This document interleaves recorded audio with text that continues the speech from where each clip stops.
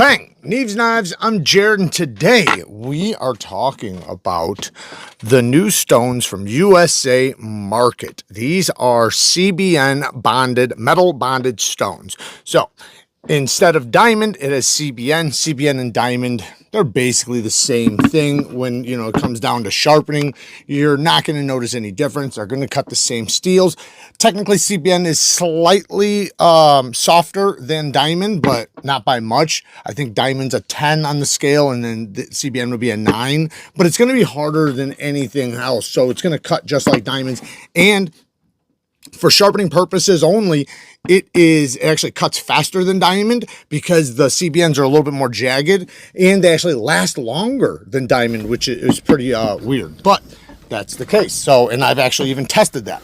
Now, these are, like I said, from USA Market. We have, I think I have 6 or 7 of them of all different grits, starting out with from 80 grit all the way up to 1500. I did have some other ones before they had the metal backing, so I do have those if you want to see the difference, but they were just the bonded CBN. So this entire plate is filled with CBN. Think about like a chocolate chip cookie, how the chocolate chips are inside of a cookie. Same thing with this, but with CBN or diamond. Now this, or a granola bar, this one's got an aluminum back on it, so it makes it, better because you can use all the abrasive without having to worry about it getting thin. Now, these are going to last you pretty much a lifetime. It depends on how much you sharpen, but they are going to last you for years and years and years. Now, they are expensive, and we're going to go into the negatives and everything here in a second. But first off, I want to talk about, the little details about them, how they cut, the things I like, and so on. So, how do they cut? So, they do cut pretty fast. They are pretty fast cutting. The surface is a little more, it has a little bit more of a slippery feel, but also you can feel the CBNs biting into the steel. So it has a grittiness plus a little bit, it's a unique feel compared to resin bonded diamond or resin bonded CBN or hybrids or vitrified. So it does have a little bit of a unique feel to it, but there is, especially when you talk about the coarse ones, it's pretty aggressive and it does cut quickly. Now, as far as conditioning it and prepping it and stuff, I would say when you first get them, you should flatten them. You're going to want to get silicon carbide powder and you're going to want to flatten them. That's going to help make sure they are perfectly flat, but more importantly, make sure all the diamonds or CBNs are out of the surface, that they're exposed. Now, you can either grind it until it sticks to the glass surface. So that's the way I like to do it, because when it's ultra flat, when the stone gets ultra flat, because the glass that you are using the powder on is ultra flat, it will basically create a suction. So it'll stick to it and, you'll basically lift up the glass surface. A lot of people like to use pencil where they just draw a grid across the stone and then grind it until the grid, comes off evenly at the same time. Because in that case, you'll have some high spots and low spots and you'll be able to see it. And you just, reapply the grid and do it again until it all comes off all at once. If you get a Nagura stone like this, I'll link everything from this video down in the description. You can use this to condition the stone. You basically just rub the surface of it and it brings out the diamonds. I would use this in between sharpenings, and then you can use the silicon carbide powder and re-flatten it every so often, right? Because that'll, one, re-flatten it all, and it'll really bring out the diamonds a lot faster. And then this would just be for, in between sharpenings to make sure the diamonds or CBN are coming out of the surface pretty good. And as far as often, every, say, 3 times you sharpen, you might want to use this. You could use it every time you sharpen. And then when you're flattening, you're probably going to do that once every few months. Depends on how much you sharpen, it might be once a year for a lot of you. The things I like about them, one, like I said, they do cut fast. Number 2, they last super long. They're the longest lasting bonded stone you can get on the market. So that's also why they are, you know, more expensive, because they last so much longer. Now, they are very easy to use. They require no water. That's a really cool thing. Kind of like a regular diamond plate. You just use them. You just use them and dust them off, and, you know, use your little Nagura stone, you know, to clean the surface off and expose the CBN. Basically what it's doing is it's knocking down the metal bond and then bringing out the diamonds. You're basically scrubbing the surface. But yeah, no water, no oil, no nothing. Very, very low maintenance. Now, as far as the parts I love about it, I love them for a coarse, a medium, and a fine grit. Not so much for the ultra fines, and we'll go into why here in a second. But as long as you're going to sharpen, you know, from a coarse to a medium grit, even up to like a fine, like 1500 grit, these are great. But they do have some downsides. So one of the downsides is, again, they are expensive. They are not cheap. These are very, very expensive stones, but they are professional stones. These are stones that are for people wanting the best of the best, basically, like the most highest performing stones. And I would say if you are running a sharpening service, then you should definitely have these, even if it's for fixed angle, because they do have these in fixed angled stones, which I do have. I will be doing a video on the thin ones, which are the recurve ones. I've shown them on the channel already a few times, but they do have different sizes and stuff like that. But if you have a sharpening service, you want some sort of bonded stone. Doesn't have to be these, but some sort of bonded stone, because they last so long and they cut any steel. Which also, I should have said that off the bat, they cut any steel, which is also the great thing, because when you're talking about super steels, high carbide steels, you don't want to use any natural stones, Arkansas stones, or even a lot of synthetics like aluminum oxide stones. You don't want to use those on those types of steels because of the carbides in them. So you need to use CBN or diamond for those steels. Now, going back to the negatives really quick. One negative is the diamond or CBN ratio mixed throughout is not very consistent. I have on this specific one, there's a pocket right in the middle that has less CBN than the both sides. So it's very easy to see, and you feel it when you sharpen. Does it affect my sharpening? Not really, because there's plenty. It's only like one little spot, like a 1.5 inch, 2 inch spot, but that's still a thing, right? You want to know that the diamonds or CBN is mixed thoroughly through the stone and that it's evenly distributed throughout the stone. Now, they're not all like that. Some of them hardly have any. Some of them are just fine, but some of them I do notice that the distribution of the CBN is not the best. There's like just spots where you can tell it's a little lighter here, a little bit more here, and now that might change as you grind it down. But when I flattened it, and I did flatten it really good, and I tried to remove a lot off the top to see if it was going to finally expose some diamonds, and it didn't. No matter what I did, maybe in the future it will, but it hasn't yet. The next negative is the grit consistency. It's not super consistent. So two things. One, my 1500 grit, I believe, is my 550. So my 550 and my 1500 grit are basically opposites of each other. And, you know, I originally sharpened all the way up to 550, then went to the 1500, and I noticed that it got more, my edge got coarser. And when I switch it back, it gets finer. So technically, I think that it's just that these are marked wrong. I think that this back was put on the wrong one, because this one, like I said, this one, the 1500 grit, is more aggressive than my 550. Now, another thing, so besides that, and that might be just a mistake, and USA Market's a great company. They'll take care of it. No worries at all about that. But that might be a mistake. But the part that's not so much a mistake right now is that they're not the most accurate in grit.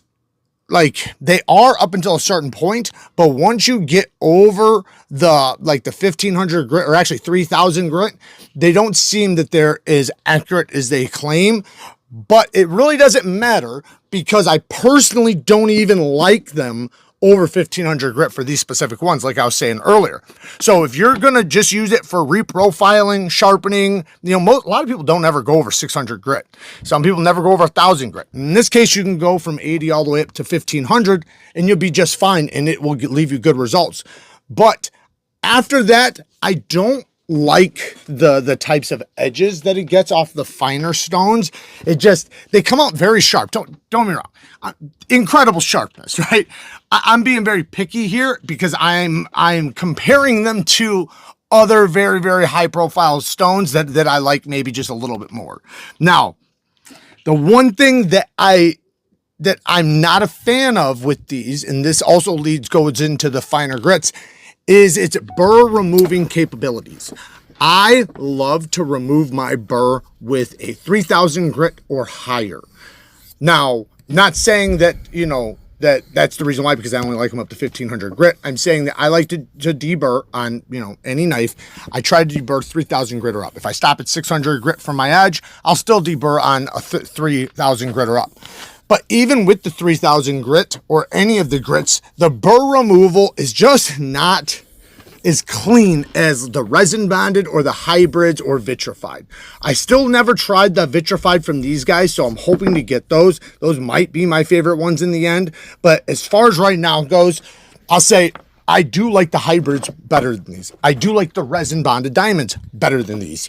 Now, like I said, up to 1500 grit, they're great. And then I can always use one of my other stones for removing the burr.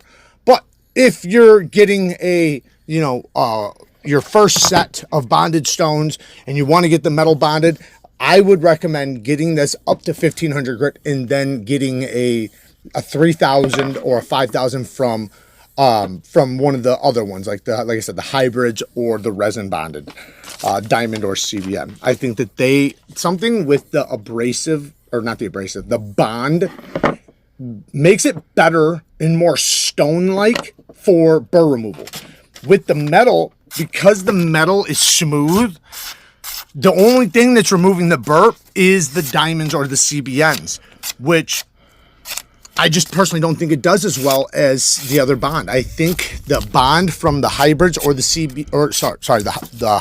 bonds from the hybrids or the resin bonded diamonds, they have a stone-like adhesive, or basically a makeup of it. It's like a stone. It's very similar to a stone. And because of that, that really helps snag and remove the burr nice and clean. With these, they don't do that as well. Now, of course, you can just go to a different stone if you want, and pretty much any stone, and it will do good. So that's not saying, don't get these. I'm saying if you do get these, just plan on doing your burr removal on a different stone. Now, and then another negative, like I said, which I already did say, the ultra fine grits, I just personally don't like with it, 3000 grit and up. But up to 1500 grit, they are great. And like I said, these are going to last you forever. So these are not something, this is an investment, 100% an investment. This is something that, like I said, somebody who's doing either one, a lot of sharpening, two, wants a super high performance edge on any steel, including super steels and high carbide steels, or maybe you're just an edge enthusiast and you like to get the sharpest edges, you like to try different stones and stuff like that. These are really cool. I'm very happy that I've gotten to test them. I'm very happy I do have them in the arsenal of my sharpening stones. But personally, for me, and everybody's going to be subjective in this, your preferences are going to be different than mine, but for me personally, I would go with the hybrids or the resin bonded diamonds. And I know some people are going to be like, well, don't these last a lot longer? Wouldn't that be the reason why you'd want to get them, especially for like the lower grits? And I could mostly agree with that, yeah. But I personally, because the resin bonded and the hybrids last so long already, like they themselves last a very, very, very long time. Not as long as these, but still a very, very long time. And I'm just not sure if, after a few years, I would even, be able to justify it. Maybe, maybe not. I don't know. But I also look at it like, am I ever going to wear them out? Like, let's say if I have the resin bonded diamond or the hybrids, and let's say I never wear them out. I never, ever wear them out. Then did it really matter? Right? If one did last longer, it's like, okay, well, I never wore the other ones out. So was it worth it spending the more money for the one that lasts longer? Now, granted, that's coming from somebody who has an arsenal of sharpening supplies and stones. So I'm not beating up just one set of stones, but even when I primarily only used one set of resin bonded diamond stones, I still, yes, I took a lot of life off it. Don't get me wrong. Like I took a ton of life off of them, but they still were kicking after like 3-4 years. So, you know, and kicking strong, doing well. Anyways, point is they are great stones. USA Market has amazing stones. I have a link to their stones down in the description. I personally would just stick with the other ones. Now, I don't know if they have any other kinds of 3x8s at the moment on the site, aside from these metal bonded. But, you know, hey, check it out, or check it out here soon, because they're constantly getting more and more stuff. And I'm working with them to hopefully get the best sharpening stones on the planet on their site, and hopefully I can help them improve anything, you know, that might need a little adjustments or anything like that, so that we can come to that conclusion. As far as right now goes, you know, like I said, the resin bonded diamonds and their hybrids, I do have sharpening videos on if you want to go check those out. I freaking love those stones, as we love them, but I don't have them in the 3x8 yet. And I'm very psyched to get those. I truly think I'm going to love those. And I really want to try their vitrified. I have one vitrified stone that I do love. I love this vitrified stone, but it's only one. It's one, I think, of 400.